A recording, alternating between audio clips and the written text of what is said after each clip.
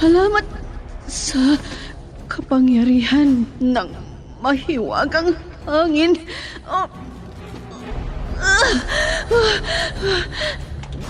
Nandito na ako sa kuweba.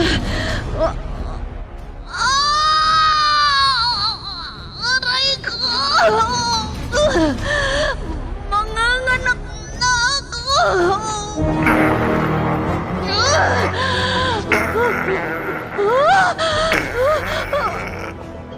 Bayawak!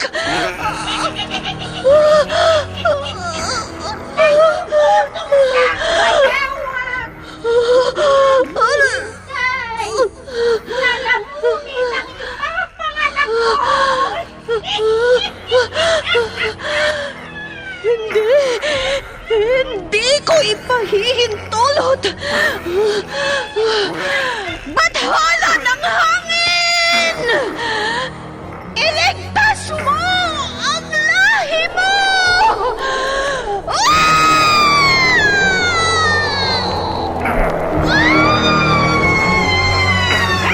Bakit hindi mo sinakmal ang sanggol? Ikaw, bayawak! Immortal. Kasaysayan ng isang dayuhan na hindi mapagtanto ang pinanggalingan. Punong-puno ng pakipagsapalaran ang kanyang buhay mortal sa likuran nang hindi niya alam ang kanyang pagkakakilanlan. Ano ang kanyang pakay sa mundo ng tao? Immortal! Naiibang nobela na inyong mapapakinggan sa oras na ito mula Lunes hanggang Sabado.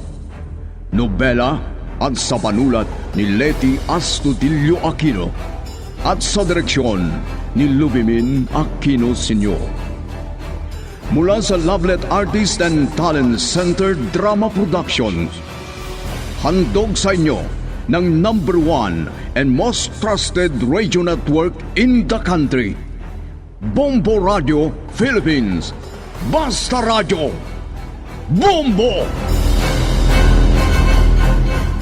Immortal!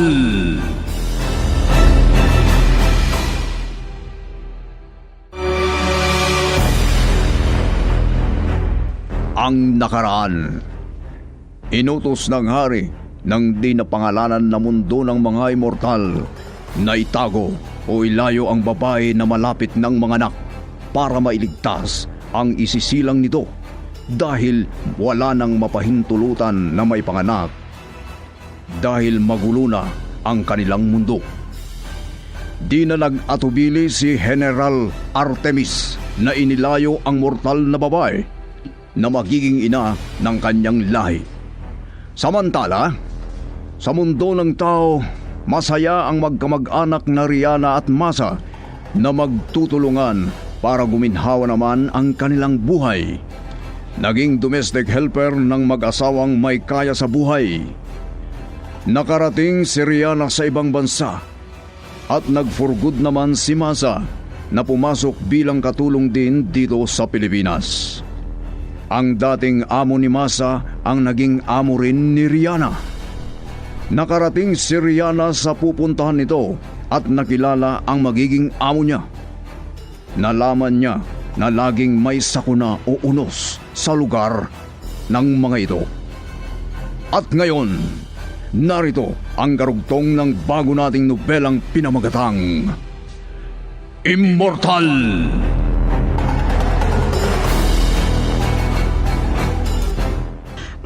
Bubuksan ko na ang gate para diretsong maipasok ni Sir Smith ang kotse nito pag dumating.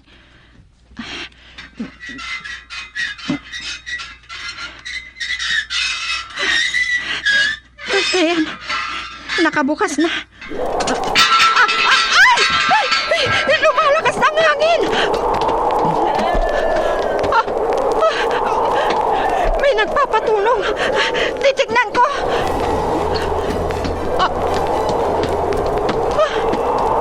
Wala na akong maririnig. Dito lang kanilang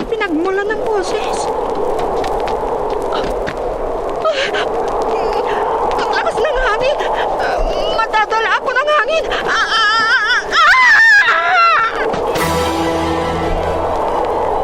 Ay, wala na si Rihanna. Hindi pa bumabalik. Oh my God. Mabuti na lang at nakatulog na ang mga anak ko. Alam kong natatakot sila pag makikita nila ang mga nangyayari sa labas. Kaya dito na lang sila pinatulog. Kung may buhawi o may darating na sakuna, safety kami rito sa underground o bunker ng bahay.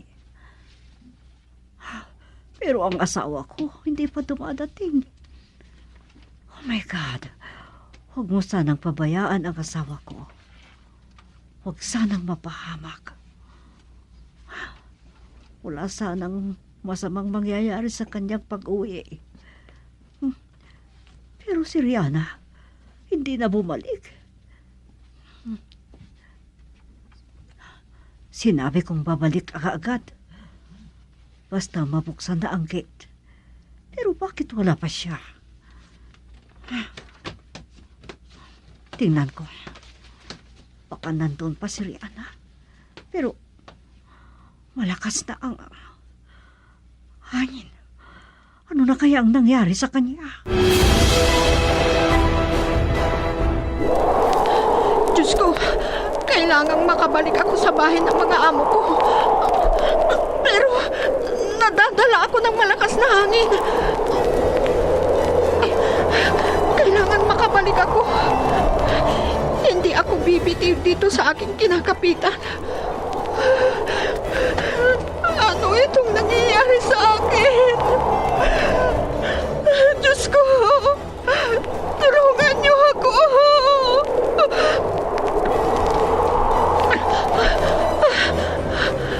Ang sasakyan ni Sir ang pumasok sa gate. Ayun, bumaba na siya. Sir! I'm here! Sir! Di niya ako narinig. Sir! I'm here! Help! Wala na. Di na ako naririnig ni Sir. Pero di pwedeng makabitiw ako dito sa kinakapitan ko. Baka matangay ako ng malakas na hangin. Mapapalayo ako sa bahay ng mga amo ko.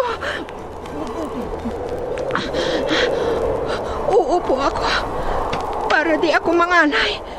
Pero kakapit akong mabuti. Hindi pwedeng bibitiw ako dito. Diyos ko, tulungan niyo ako.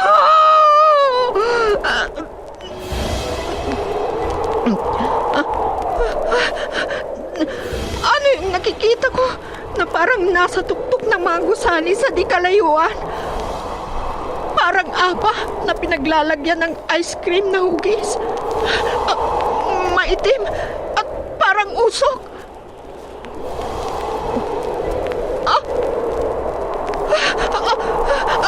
Ayan na! Malakas na buhawi! Lumalapit na dito. Diyos ko! Baka higupin ako dito. Kakapit akong mabuti. Ayan. Ayan na. Malapit nang may tapat dito sa kinaroroonan ko at tapat ng bahay ng mga amo ko.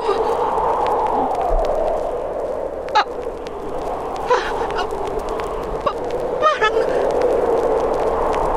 nakakamangha. Parang di naman ako maihangin. Pero andyan na ang buhawi.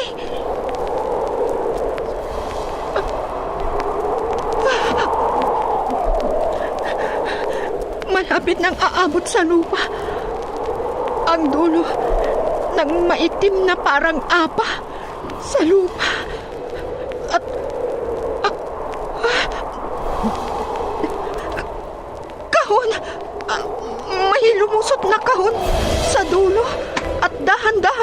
nalapag sa lupa.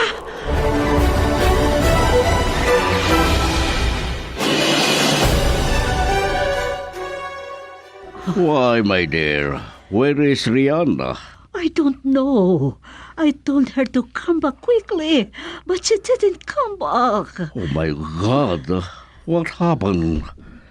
Let me see. Oh, no. Just keep safe. Let's wait for a while.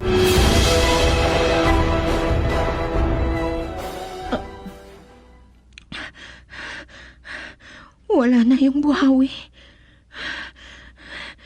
Maraming salamat. Di ako na paano.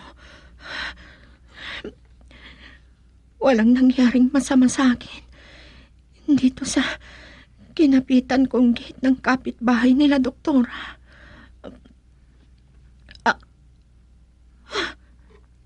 Sandali. Nandun ang kahon mula sa maitim na usok na parang apa ng ice cream. Ano kaya yun? Ano kaya ang laman? Lapitan ko at titignan ko kung ano yan.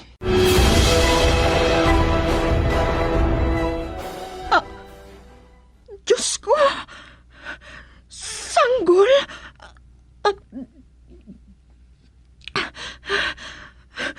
Anong ibig sabihin nito? Nakatulog. Maganda ang pagkakabalot. Kukunin ko. Halika na, baby. Ano ang ibig sabihin nito? Maliwanag na nakita kong nangyari. Nagmula ito sa dulo ng apa na maitim na parang usok at dahan-dahan na nailapag. Baby, mas mabuti siguro kung ibabalik kita sa kahon, ha? Safe kang matutulog dito.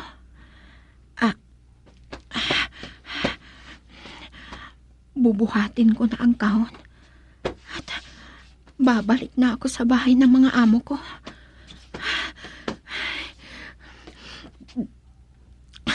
Maraming salamat at walang masamang nangyari sa akin at di ako tinangay ng buhawi o malakas na hangin.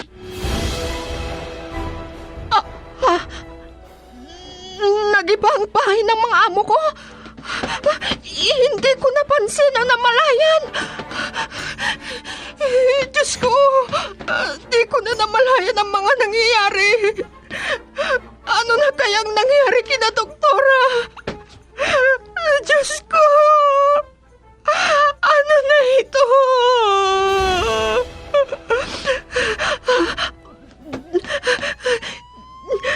Diyos ko, salamat. May magre-rescue. Oh, salamat at buhay ka, Rihanna. Akala ko kung may masamang nangyari na sa'yo. Nakakatakot ang nakita ko, doktora. Milagro ang pagkakaligtas ko sa nangyari. Grabe ang pag-aalala ng asawa ko sa'yo. Pero, ang bahay namin, grabe. Nasira na. Nagiba na. Nagulat nga ako nang makita ko, doktora. Oo nga. Teka, sandali lang. Ano yung kahon na dala-dala mo at sobrang ingat mong inilapag diyan? Ano po? Sanggol po na iniligtas ko. Sanggol? Saan mo nakita? Paano mo nailigtas? Nakapagtataka naman. Saan galing ang bata? Mamaya lang, darating na si Sir Kadun mo, Masa. Pero di ka naman kumikilos dyan. Siya ang mangunguna sa isang grupo na pupunta sa lugar ninyo. Titignan nila kung ano ang may tutulong nila sa mga biktima ng unos. Ang malawakang baha, dala ng malakas na bagyo. Ang lugar namin, kasamang linamon ng baha. Wala nang pamilya ko, madam. Ang mga magulang ko't mga kapatid ko. Mahabagi ng Diyos, Masa. Manalangin tayo. Anong malay natin kung nakaalis na sila doon bago nangyari ang unos? At sana nakapag-evacuate sila bago ang sakuna. Masama ang nagpaparamdam sa akin, madam. Wala na ang mga mahal ko sa buhay. Pakalmahin mo ang damdamin mo. Gaya ng sinabi ko, manalangin tayo. Kung ganon, hindi ka sasama kinagadon? Madam, hindi ko pwedeng iwan ang mga alaga ko. Oo nga, ano. Hindi ko sila kayang alagaan na mag-isa. Lalo na't makulit na si Aris. Yan nga po eh. 4 pa lang ang taon niya, pero makulit na. Mahirap ng alagaan, madam. Mabuti yung 1 taon pang kapatid niya. Hindi pa gaanong nakakagalaw. Sige na. Pakalmahin mo na ang pakiramdam mo. Manalangin ka at humingi ka ng patnubay ng puong may kapal, Masa.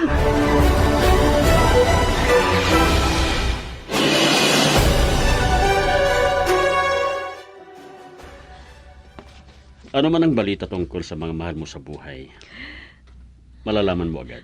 Maraming salamat po, sir. Di natin mapipigilan ang unos, gaya ng bagyo, lindol at anuman. Ituring na lang natin na naitadhana yun sa kanila. Di natin maiwasan ang pagkawalan ng buhay ng bawat isa sa atin. Nakakakilabot ang nangyari sa lugar namin, sir. Kasama ang pamilya ko sa naging kalunos-lunos. Ang sinapit, dala ng unos. Wala tayong magagawa. Tanggapin natin ang katotohanan. Gaya ng sinabi ni Mama, manalangin lang tayo. Sige. Hindi ka makakasama sa akin. Dahil may alaga ka. Alagaan mong mabuti ang mga anak ko. Opo, sir. Kahit ano ang hindi mo magagawa dito. Basta di mo sila pababayaan. Opo, sir. Kawawa ang mga anak ko. Tawalan sila ng mapagmahal na ina. Oh, sir. Sige. Kailangang makapaghanda ako. Ulitin ko. Alagaan mo mabuti ang mga anak ko. Huwag mo silang pababayaan. Masa.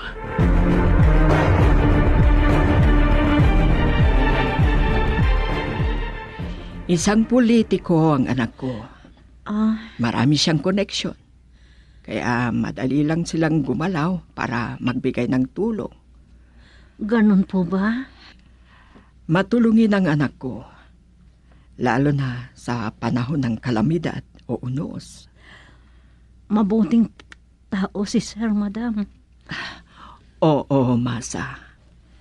Pero kawawang mga apo ko.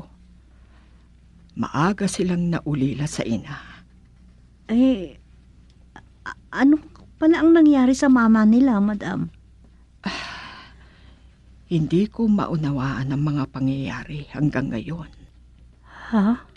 Siya nga pala. Sa lahat ng gusto mong tanungin kay Sir Gadon mo, iyan ang iwasan mo. Ano pong ibig niyong sabihin, madam? Ayaw niyang ipaalala ang pagkamatay ng kanyang asawa. Nais niyang manatili sa kanyang isipan na buhay ang kanyang asawa. Ganon pala. Mahal na mahal niya si Veronica. Napakaganda si Ma'am Veronica. buhay na buhay sa kanilang retratong mag-asawa sa sala. Oo. Life-size na painting yun na gawa ng magaling na pintor na kaibigan ni Gadon. Regalo niya kina Gadon at Veronica nung ikinasal sila. Ganun pala. Mahigpit ang utos ni Sir sa akin. Naalagaan kong mabuti ang kanilang anak. Oo.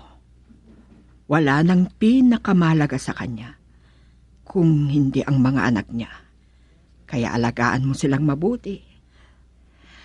Sa totoo lang, gusto pa niyang kumuha ng kasama mong mag-aalaga sa mga bata. Dahil alam namin na mahihirapan ka sa kanila. Pero ako ang nagsabi na kahit hindi na, at ako na ang kasama mong mag-aalaga sa mga bata. Madam? Malakas pa naman ako. Hindi ako kagaya ng ibang retirado na guro na mahina na. Oo nga po, ma'am. At saka bata pa ang hitsura nyo. Bata kayo sa hitsura kaysa edad ninyo. Lalo akong bumabata sa sinasabi mo. Totoo po ang sinabi ko, madam. Ay, siya nga pala. Bakit? May naalala ka? Si Rihanna po, ang kamag-anak kong pumalit sa akin sa pinanggalingan kong sa abroad. Amo, kailangan kong ipaalam sa kanya ang nangyari sa lugar namin. Ay, oo nga pala, no? Pero parang hindi ko alam kung paano ko ibalita ang nangyari, ma'am. Kasi parehas kaming nawalan ng mahal sa buhay.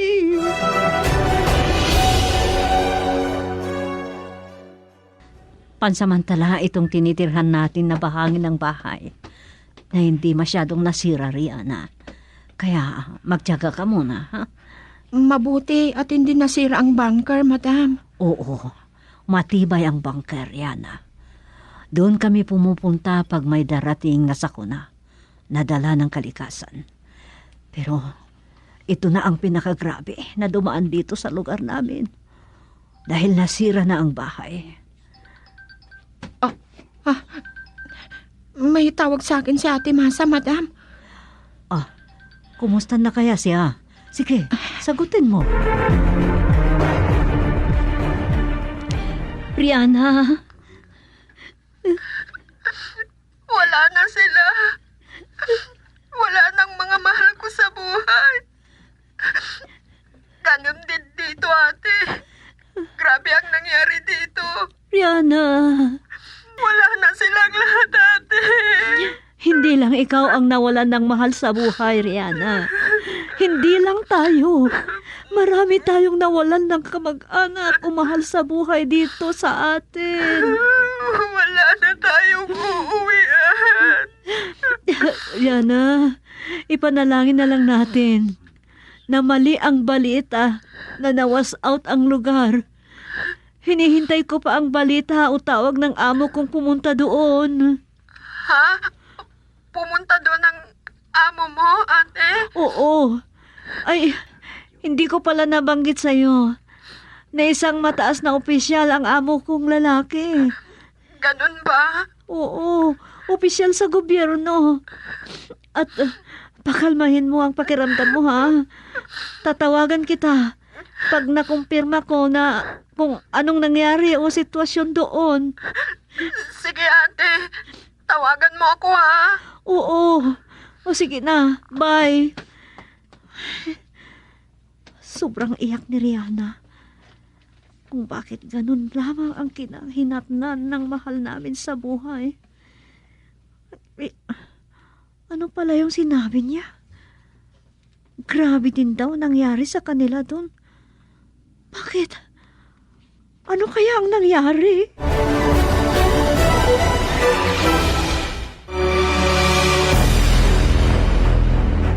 Ano pa ang mga susunod na mangyayari sa bagong nobela na aming pinamagatang Immortal?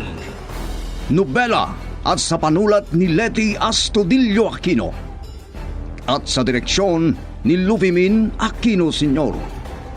mula sa Lovelet Artist and Talent Center Drama Productions, inihandog sa inyo ng #1 and most trusted radio network in the country, Bombo Radio Philippines. Basta Radio, Bombo!